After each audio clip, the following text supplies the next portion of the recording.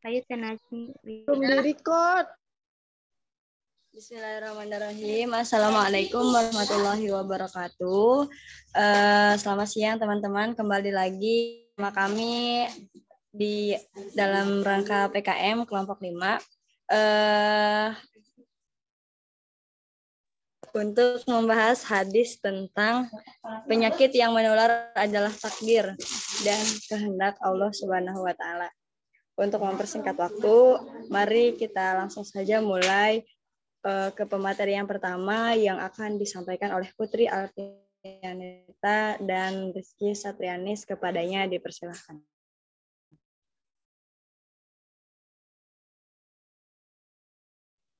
Baik, mungkin saya dulu ya. Bismillahirrahmanirrahim. Saya akan menjelaskan bagian A terlebih dahulu, wabah dalam sejarah Islam. Dalam mengarungi kehidupan hidup ini, manusia kerap diberi ujian dan musibah. Tidak ada seorang pun dalam hidupnya yang tidak mendapatkan musibah. Allah Subhanahu wa taala berfirman dalam Al-Qur'an surat Al-Baqarah ayat 155. Bismillahirrahmanirrahim. Walanwannakum bisyai'im minal khawfi wal ju'i wa naqsim minal amwali wal anfusi was samarat wasyiris sabirin, yang artinya, dan kami pasti akan menguji kamu dengan sedikit ketakutan, kelaparan, kekurangan harta, jiwa dan buah-buahan, dan sampaikanlah kabar gembira kepada orang-orang yang bersabar. Allah Maha Pengasih dan Maha Penyayang kepada hambanya, dan Dia tidak akan berbuat zalim kepada mereka. Allah juga Maha Bijaksana atas segala keputusan yang dibuatnya, oleh karenanya setiap musibah yang menimpa hambanya pasti mengandung hikmah. Antara lain menjadi pelajaran, dan bagi yang lain meningkatkan derajat seorang yang tertimpa musibah, meningkatkan derajat keimanan seorang yang tertimpa musibah, dan mengurangi dosa-dosa yang diperbuatnya. Dalam sepanjang sejarah di beberapa wilayah Islam terjadi beberapa penyakit, di antaranya wabah yang paling menonjol adalah dari tahun Amwas tahun 18 Hijriah sampai 623 Masehi, dan tahun Jarib tahun 69 Hijriah sampai dengan 698 Masehi, dan tahun Fatiyah atau Asyafat yang bisa disebut Asyafat pada tahun 47 Hijriah sampai 700 Masehi, tahun Muslim dan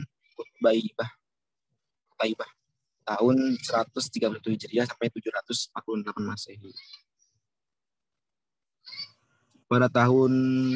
Adapun tahun terakhir pada masa dinasti Umayyah dan tahun Muslim Taibah pada tahun 131 Hijriah, 131 Hijriah sampai 748 Muslim yang meninggalkan wabah ini.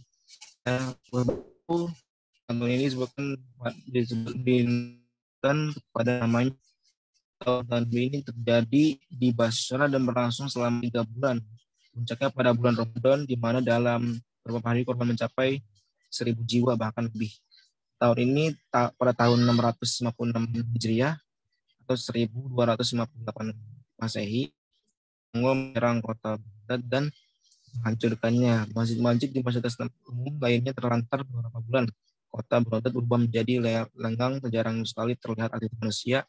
Mayat-mayat korban peperangan terletak di jalanan, ditambah turunnya hujan di kota itu membuat bau tidak sedap, menyebabkan di seluruh penjuru kota. Polusi udara ini menyebabkan munculnya wabah ganas sehingga menyebar ke wilayah Syam, dan korban jiwa yang pada saat ini.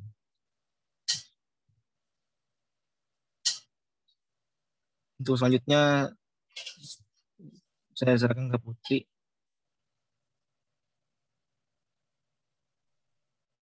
Ya, baik. Terima kasih kepada Rizky Satrianis.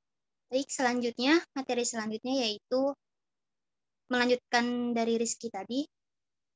Lalu pada masa pemerintahan dinasti Mamalik, negeri Syam dan sebagian besar wilayahnya terserang wabah taun pada tahun 748 Hijriah.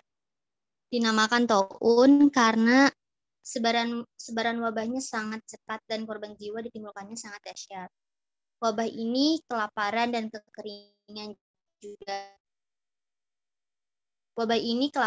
kekeringan juga menimpa wilayah Maroko. Yang paling diingat adalah wabah taun pada tahun 571 Hijriah yang menyebar di wilayah Maroko dan Andalusia. Lalu wabah ini merupakan bahaya terbesar yang mengancam jiwa umat manusia. Banyak dampak yang ditimbulkannya, baik dampak negatif ataupun positif. Sebagai contohnya, dampak negatif yang ditimbulkan wabah pada masa pemerintah jumlah penduduk, lalu bertambahnya sedikitnya sejumlah petani yang berdampak pada penurunan hasil pertanian, sehingga harga bahan makanan menjadi tinggi. Belum lagi ulah oknum yang tidak bertanggung jawab melakukan penimbunan bahan makanan. Tujuannya ingin memperkaya diri sendiri dengan memanfaatkan krisis yang terjadi. Wabah juga memakan korban jiwa para ulama dan orang-orang soleh. Hal ini mengakibatkan orang-orang kehilangan pegangan hidup, sehingga mereka berpaling kepada hukum dan peramal untuk mengisi kekosongan jiwa mereka. Dari sinilah terjadi kehancuran akhlak dan moral masyarakat. Lalu adapun dampak positifnya, yaitu adalah didirikannya rumah sakit oleh pemerintah di seluruh wilayah Syam sebagai tempat untuk mengobati pasien yang terkena wabah. Wabah ini memakan banyak korban, yang sangat banyak sehingga mayat-mayat dibiarkan tergeletak begitu saja di jalanan tanpa ada yang mengurusnya. Maka orang-orang kaya memberikan bantuan dengan membuat pemakaman dan tempat pemandian jenazah untuk orang-orang yang miskin. Lalu adapun dampak positifnya, selain itu hamba-hamba Allah lah yang soleh mengajak masyarakat untuk semakin mendekatkan diri Allah, lalu memohon ampun kepada Allah serta mengatur ditutupnya tempat minum-minum khamar dan menyuruh masyarakat menjauhi maksiat. Baik, sekian materi yang diberikan kepada moderator. Baik, terima kasih kepada pemateri yang menyampaikan materinya. Langsung saja dilanjut ke bagian yang kedua, yaitu mengenai syarah hadis yang akan disampaikan oleh Robiah. Kepadanya dipersilahkan.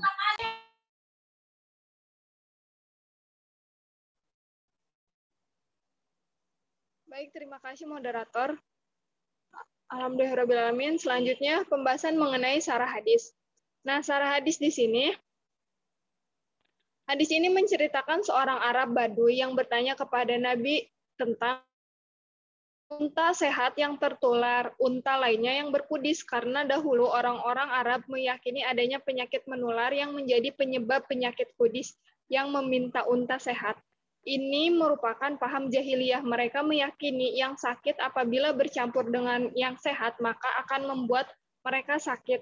Namun syariat menafikan hal tersebut. Maka ketika orang Badui bertanya, Nabi SAW menjawab, siapa yang pertama kali menularkannya? Ini adalah jawaban yang sangat retorikal dan jelas. Kesimpulannya, dari mana datangnya penyakit kudis kepada yang menularkannya? Jika jawabannya dari unta lain, maka akan terjadi rangkaian mata rantai yang berturut-turut tanpa ada titik temu. Begitulah sesungguhnya yang melakukan itu semua, dialah Sang Pencipta yang Maha Kuasa atas segala sesuatu, dialah Allah Subhanahu wa Ta'ala. Jadi kesimpulannya, penyakit apapun yang datang itu merupakan dari Allah Subhanahu wa Ta'ala, dan jika kita menelisik dari mana datangnya sumber penyakit, itu akan terjadi adalah dari Allah Subhanahu wa Ta'ala.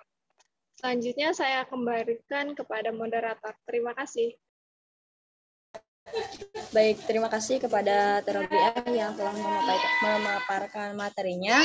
Untuk materi selanjutnya kita lanjut pelajaran yang dapat dipetik dari hadis yang akan disampaikan oleh Putri Dwi Oktaviani dan Najmi Maulida. Kepadanya dipersilakan.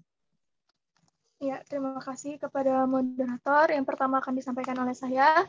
Pelajaran yang dipetik dari hadis, Islam menetapkan adanya penyakit menular, tetapi penularan tersebut tidak mungkin terjadi kecuali atas izin Allah Subhanahu wa Ta'ala. Kalau Allah tidak mengizinkan, maka tidak akan tertular kepada orang yang di dekatnya. Dahulu, orang-orang jahiliyah menyangka penyakit menular terjadi karena diri sendiri. Dengan hadis ini, Nabi Muhammad membantah keyakinan mereka bahwa penyakit menular itu ada, tapi yang mengizinkan terjadi penularan penyakit itu adalah Allah Subhanahu wa taala. Melalui hadis ini Rasulullah Shallallahu alaihi wasallam mencoba mendekatkan perkara penyakit menular kepada logika manusia agar manusia berpikir bahwa penyebab penyakit bukanlah berasal dari yang sakit, melainkan dari zat yang menciptakan sakit dan menciptakan sehat. Dialah Allah Subhanahu wa taala, Tuhan semesta alam. Selanjutnya akan dijelaskan oleh Najmi. Dipersilakan. Baik, akan dilanjut oleh saya. Pada kasus pandemi COVID-19 yang melanda sebagian besar negara-negara di dunia, sebaiknya kita itu harus mentaati anjuran pemerintah untuk melakukan physical distancing atau jaga jarak, terus rajin mencuci tangan, menggunakan masker, dan menjalani pola hidup sehat dengan makan, tidur, dan olahraga yang cukup. Karena taat ulil amri merupakan perintah Allah dalam Al-Quran surat An-Nisa ayat 59. Bismillahirrahmanirrahim. Ya ayyuhalladzina amanu atii'ullaha wa atii'ur rasula wa ulil amri minkum fa in tanaza'tum fi syai'in farudduhu ilallah wa rasuli in kuntum tu'minuna billahi wal yaumil akhir. Dzalika khairu wa ahsanu ta'wila. Wallahu a'lam bimuradi, yang artinya, hai orang-orang yang beriman, taatilah Allah dan taatilah Rasul-Nya dan ulil amri di antara kamu. Kemudian, jika kamu berlainan pendapat tentang sesuatu, maka kembalikanlah ia kepada Allah dan Rasul-Nya. Jika kamu benar-benar beriman kepada Allah dan hari kemudian, yang kemudian itu lebih utama dan lebih baik akibatnya. Sekian pemaparan dari saya kembalikan kepada moderator. Baik, alhamdulillah selesai sudah pemaparan materi dari kelompok kami. Selanjutnya bagi para partisipan PKM pada minggu kali ini, apabila ada pertanyaan yang ingin ditanyakan, silahkan boleh raise hand atau boleh lewat kolom komentar.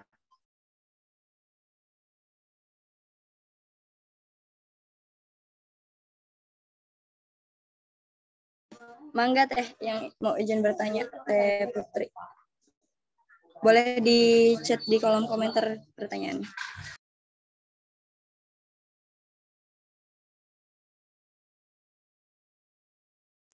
Oke, telah masuk satu pertanyaan. Bagaimana dengan virus COVID di Indonesia yang digaung-gaungkan dapat menular? Untuk Teh Putri, izinkan kelompok kami mendiskusikannya terlebih dahulu.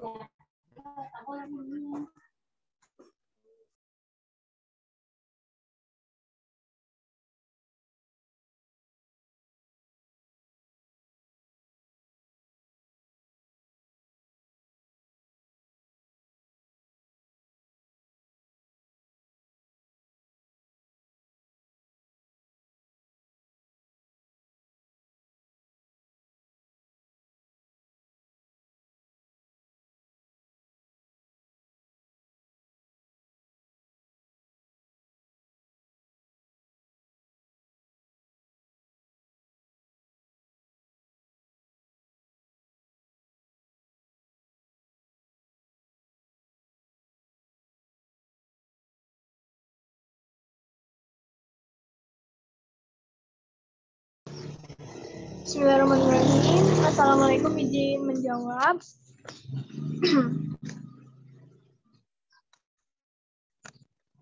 Bagaimana dengan virus COVID di Indonesia yang digaung-gaungkan dapat menular?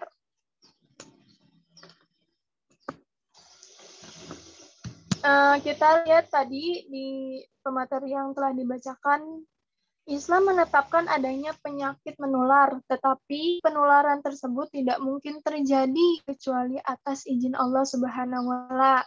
Kalau Allah tidak mengizinkan, maka tidak akan tertular kepada orang yang di dekatnya.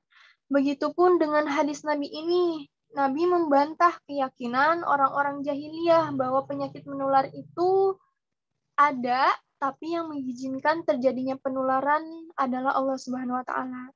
Jadi penularan penyakit itu Allah yang izinkan gitu, tak izin dari Allah penyakit itu tidak akan menular gitu. Walaupun itu menular, mungkin masyarakatnya yang kurang menjaga. Tadi kan sudah dijelaskan juga ada physical distancing, yaitu menjaga jarak, mencuci tangan, dan lain sebagainya. Seperti itu, Teh. Teh Najmi, mohon maaf. Iya, sama-sama, Teh Putri Nur Asri. Kamera.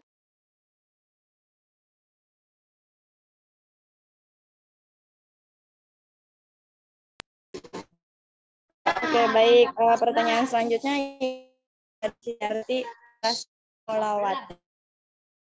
Bertanya, penyakit menular adalah takdir dari Allah.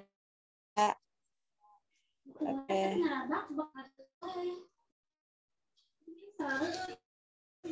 Sebentar ya, izinkan kelompok kami mendiskusikannya terlebih dahulu.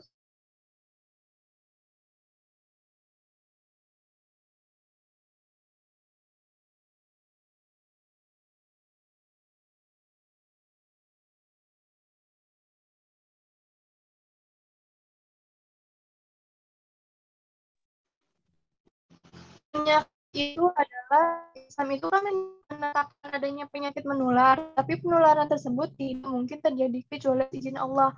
Nah, berarti kalaupun penyakit itu sudah menular, itu adalah sudah menjadi takdir yang Allah tetapkan. Seperti itu, Teh.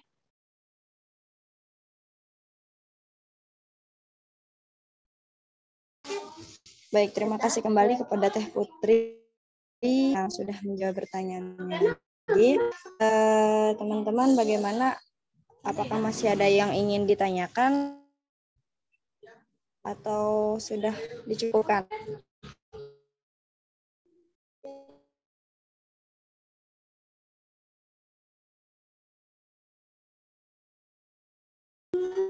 Baiklah, sepertinya sudah tidak ada yang ingin ditanyain lagi ya. Ya udah,